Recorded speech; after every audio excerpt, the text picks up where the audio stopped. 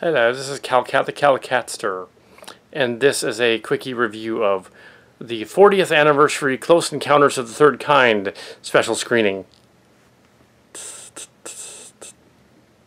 Special screening, that's right. It was awesome. Yeah, the movie came out in 77, and the original, around 77, and then later in 80. Yeah, I had seen it around 80 or 81. Yeah, it was, sure, it's a movie, Steven Spielberg movie after Jaws, and before E.T., and before Gremlins, and it has a lot of elements of an early version of those movies in there, a lot of that same kitsch, the same sort of nuclear family with family issues, the same, like talking over each other and bratty kids and like husband and wife who don't like each other and that kind of thing, and all this new edgy stuff that was for the time edgy and impressive, but later was copied on sitcoms infinitum in the 80s and late 80s, and to this day in stuff like Big Bang Theory and Modern Family, the current time period. But back then it would have been Family Ties, Married with Children did it. Various, not so much Brady Bunch. They were happy, like spun, but this is after that. So yeah, Married with Children, a lot like that. Sort of a bumbling dad type of guy who's obsessed with building stuff, and that's before Home Improvement also. So yeah, it's like the 80s, late 70s. So yeah, a lot of these sitcoms were later basically ripping off Spielberg's technique. Yeah, so yeah, the movie. There was a little bit of a preview thing, boring previews before the movie, not very exciting. There's some movies that are coming out that are very forgettable, and so we lapsed into the movie where they had like a little teaser trailer thing with Spielberg and Abrams and the director of The Arrival, the current Arrival, the one from last year. Apparently, that guy knows Steven Spielberg, who is one of the Oscar producer guys. So that explains how his science fiction movie was noticed at the Oscars. He had an in with Steven Spielberg. Steven Spielberg said, put his movie out there, and because I'm Steven Spielberg. So he did. That's cool for him. Sort of like when The Martian and David Ware, and he knew Ridley Scott because he was a scientist. So there's, even though he did, that was a different case, but that was somebody whereas they made it seem like, oh, this guy rose from nothing to obscurity to something, and put their online book out and put it into something. No, they had connections. He totally did. Those connections were not known to the general public, but there were connections. You don't just get a movie with Stanley Kubrick and everybody. Just like you don't get a movie with Spielberg. Okay, unless you know somebody. Unless you know the guy, like you went to school with him or something. So yeah, I like that he has a cameo in it as himself. There's a number of other people that are the archetypes of later Spielberg characters. There's a guy who's a lot like the scientist black character from Jurassic Park that's in it.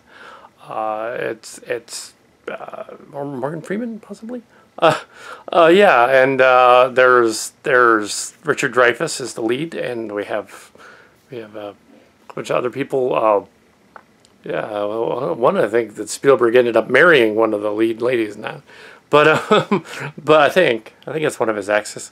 Anyways, so yeah, it was almost in a way comparable to Super 8 as well, which came out later with Abrams. That's why there was some Abrams mentioned in there. Abrams is a friend of Spielberg. That explains where he came from. And also he did some movies and things and knew other people. Spielberg actually came from, back in the day with him and Lucas. And Spielberg was actually, they were buddies in film school and stuff, and they did a little known, couple of little movies called THX 1180 and American Graffiti. And American Graffiti with Ron Howard. Ron Howard later became a famous director too.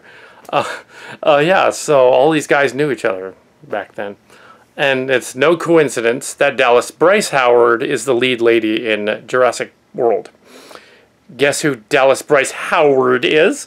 Daughter of Ron Howard. Yeah, we know how she got that part. It was not by the fact that she was just an actor that could do the part. No, it was, come on. Anyway, but that's all right. That's how they do it in Hollywood, you know. That's how they do it. So we've got to a movie that is sort of an archetypal early Spielberg movie, and you watch this and go like, oh, this seems a lot like all these other things you're going to see out there that have already come out and everything. But this was the first one to do it.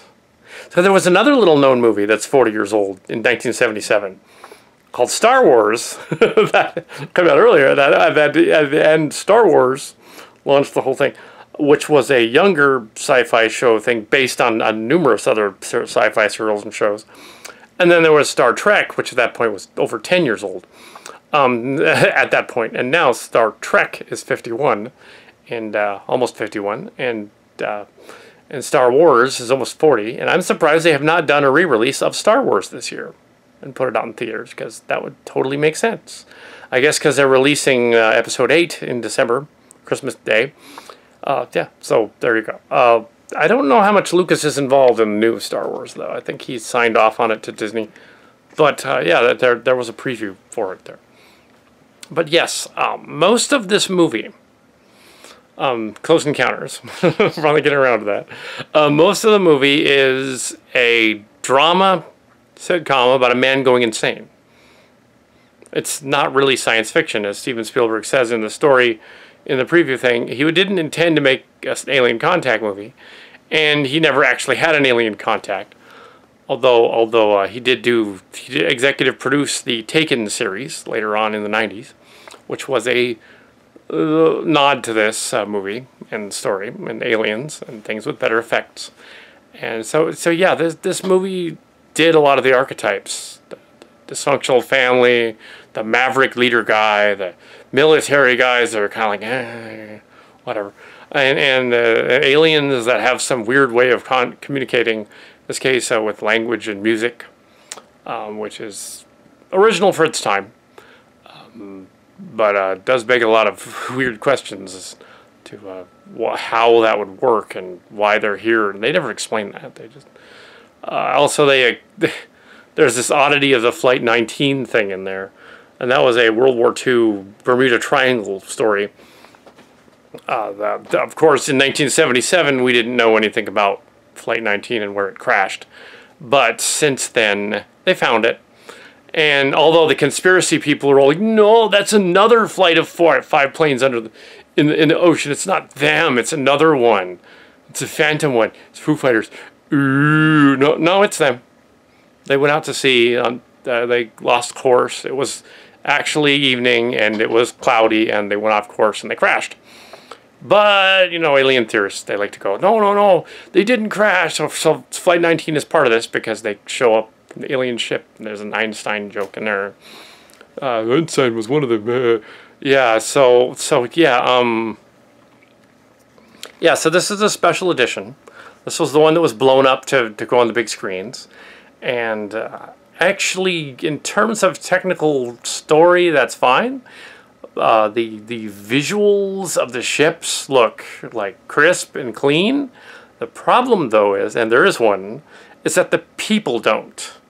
They went back and they took all the grain and funky things, and almost looks like they did some new effects of the ships from the TV version and the later, I believe, the 20th anniversary version, and messed with that. And they took out the spaceship, where they go onto the spaceship. They took that out.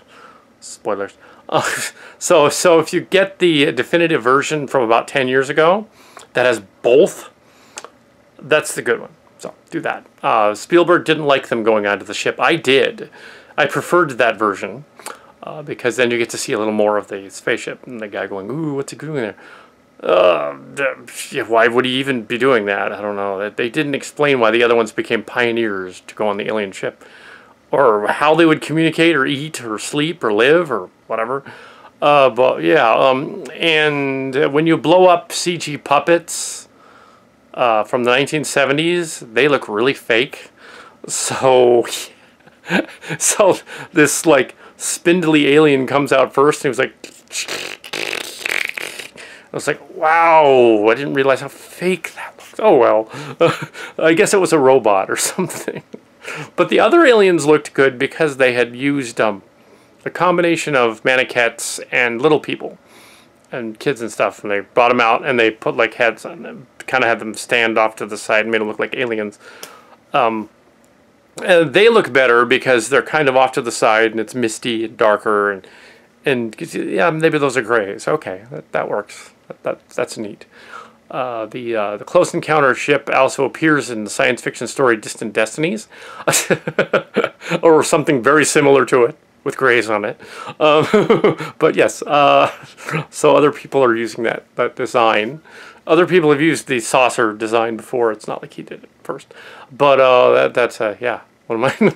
But yeah, yeah, I was not terribly inspired by Close Encounters. I was more inspired by Trek and Star Wars and Star Blazers and Robotech, Battle of the Planets, that kind of thing. It's more of a sci-fi fun sort of thing. Close Encounters is trying to be very serious. Yeah, watching it again, I was thinking, like, if I was like 8 years old watching this back when I was 8, I would have been bored, like, through most of it. Probably asleep. So maybe I did see it in 1970, but I probably fell asleep until they started shouting. Yeah, I do remember like scenes and bits from it though, like the part with the two brothers are trying to punk the father guy, prank him, and they're gonna take his picture with a camera, whack him on the button to take his picture, and he's all shaving cream all over him. Yeah, that was, I remember that one, and also the shouting and the throwing the tree stuff outside, and he's trying to build a mountain, so the aliens like put it in his brain to build a mountain, I guess. They kind of explained that. I liked how, like, at one point there, like, their techno speak in the background for like 1977 or so. It's like, oh, if we just mention magnetism and radar a lot, it'll make us sound important and like it's advanced. There's in this gigantic ENIAC computer in the background is all the reel-to-reels are spitting out like. It's like, wow, that thing is like old for then. It's like, that's great. That's cool. Yeah, because that would have been the late 60s at that point. But yeah, the aliens came to Earth because sure, why not? To drop off the people from the 40s. That no explanation other than space-time dilation. Yeah, so if the pioneers go on there, they should be arriving now. But they return. But yeah,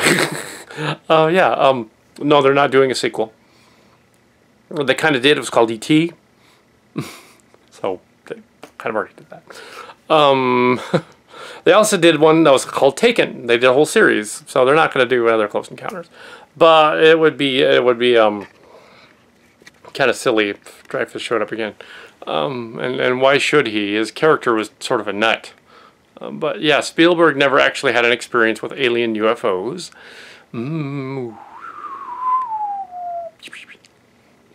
I've seen two. Yep, now they're going to come after me with Black Coffee. And then in the 90s, we saw a UFO over Milpitas. It was the night sky. It was like hovering around in Milpitas. There for a long time. It was hovering over the city. A bunch of people saw it. Which does beg the question, it was a little blue and white thing flashing back and forth. They said it was a weather balloon the next day, and it was like lost and like untethered and floating across San Jose. But it wasn't a weather balloon. It was an alien. It was an alien. Also, the second time was Mark's Cards and I were at the Anaheim, and there was a weird object flying across the sky through the LA area, and we saw that. And it went all over the news and stuff that there was this weird object flying over LA. But that was later an identified flying object. The missile base came out and said, well, maybe it wasn't. No, missile base came out and said, like, oh no, we launched like a missile. We were testing this missile and it went off course and it went into the civilian area. It was it wasn't armed or anything. It just dummy missile. It flew over crashed into the foothills. So yeah, they showed that. The freaked out San Jose around November 2015. So 2 UFOs. One that was identified. Now the other one they may have said it was a missile, and it was actually an escaped alien ship containing Mark's Cards and me returning to Disneyland from outer space. Yes. So,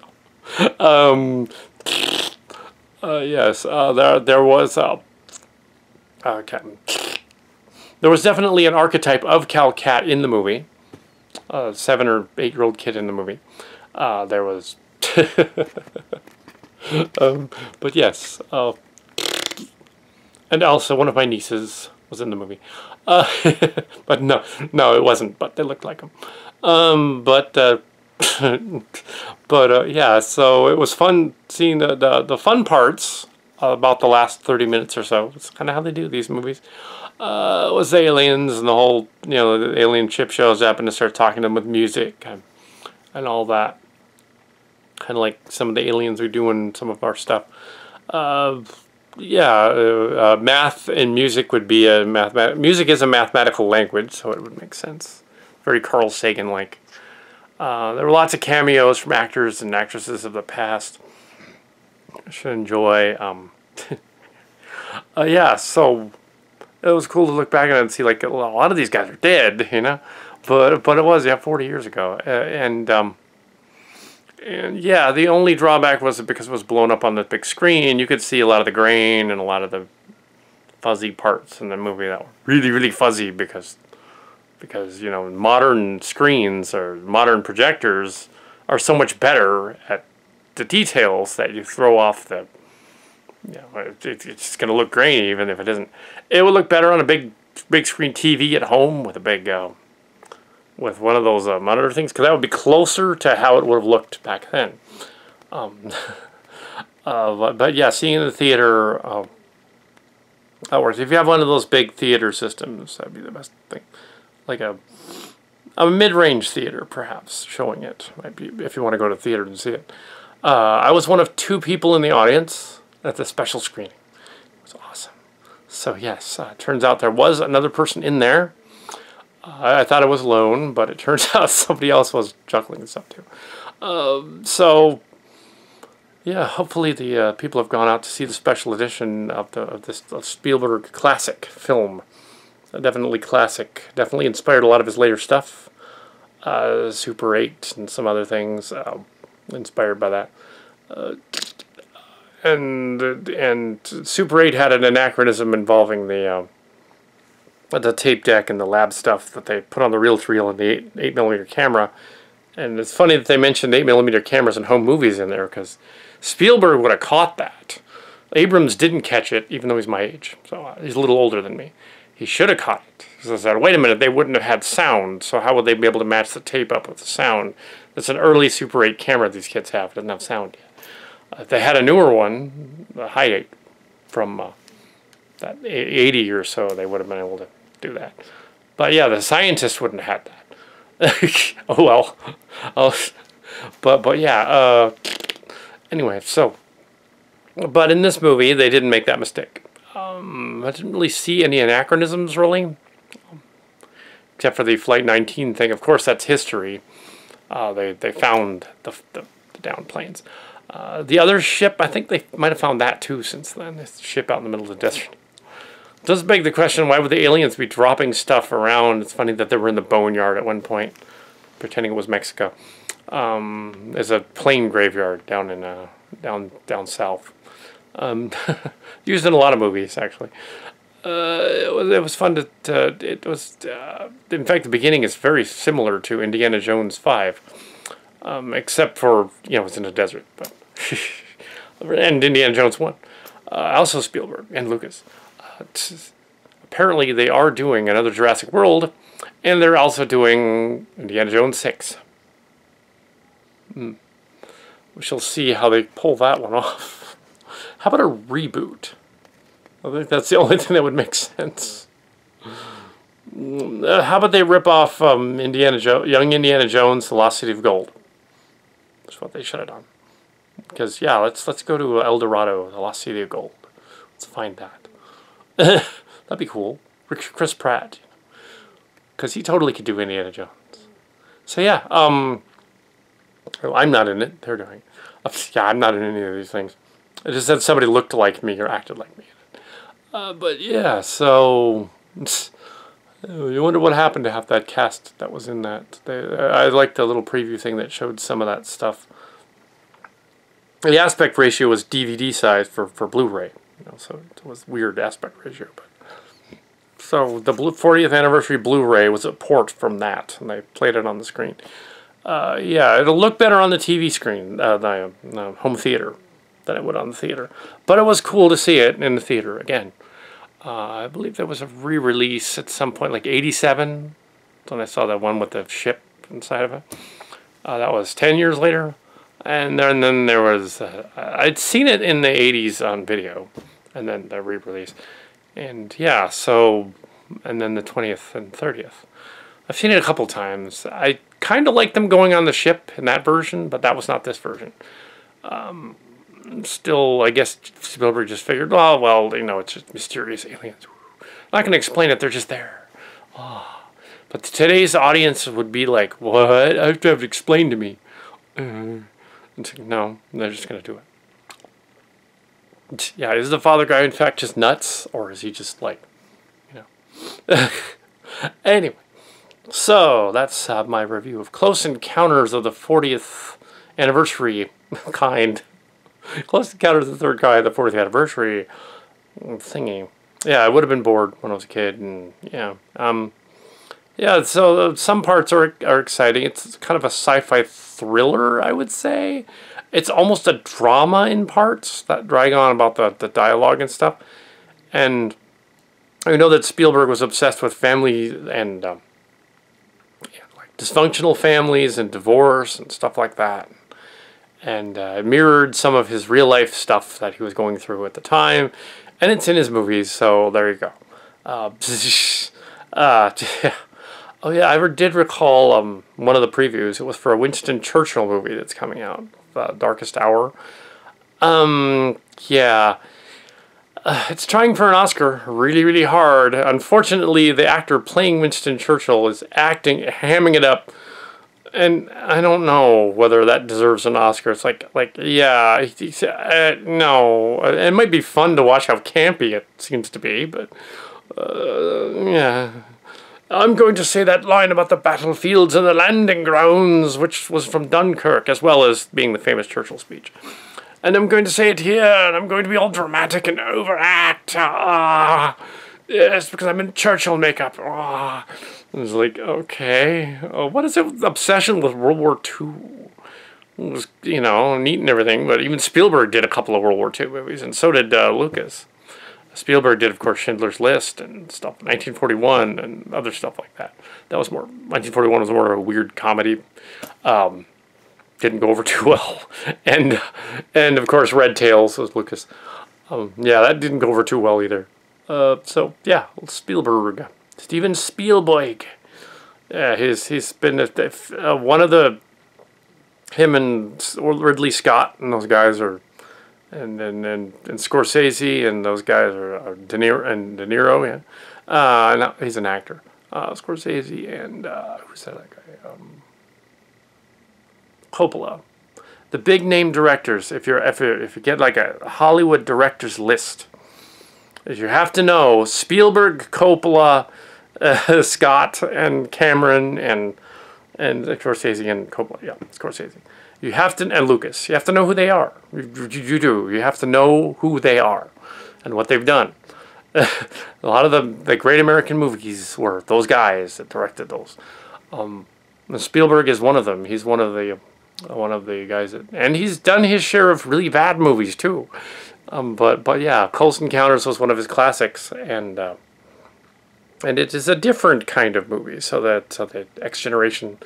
The next the Wymie generation may not get it really, but you know, the late Stanley Kubrick 2001 was also kind of slow in the beginning, but yeah, so that's just the way it was done back then. And a lot of whiz bang explosions and stuff. They had to actually act and emote and stuff. And it was an acting movie. You know, nowadays it's just like, oh well, they're gonna go out here and do something. You know. And then they got to do something more, and they got to do something crazy over here, and then they're moving around constantly. Yeah, the actual alien part is in the movie, but yeah. So anyway, just explaining, you know, these great actors from the past. You say. Yes. Oh, yes. Nowadays, more modern directors. I guess you'd mention the Coen brothers, and you'd mention Cameron's old. I did mention Cameron. Yes, let's see who else would be a modern. Oh, yeah, Christopher Nolan. Yeah, yeah, he'd be a modern one. Abrams. Let's take him or leave him.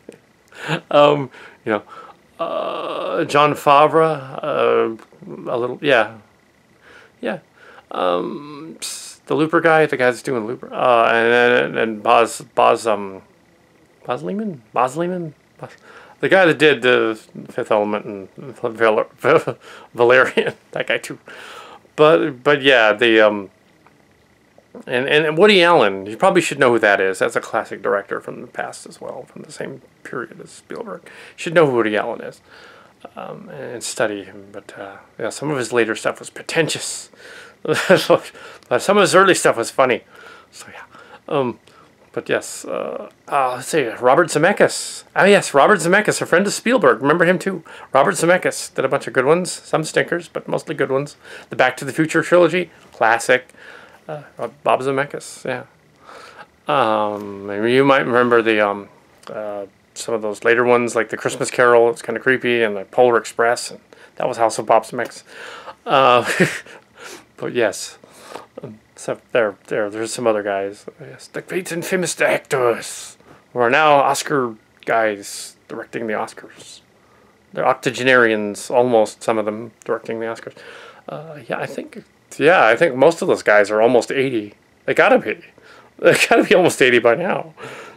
Yeah, so these guys were around back then. That's why they put 1940s in their movies. They're like, yeah, we remember that because we was kids or something. But yeah, I do not. No, a kid of the 70s, born in the 70s, so I don't know. But yeah, the sci-fi thriller sitcom.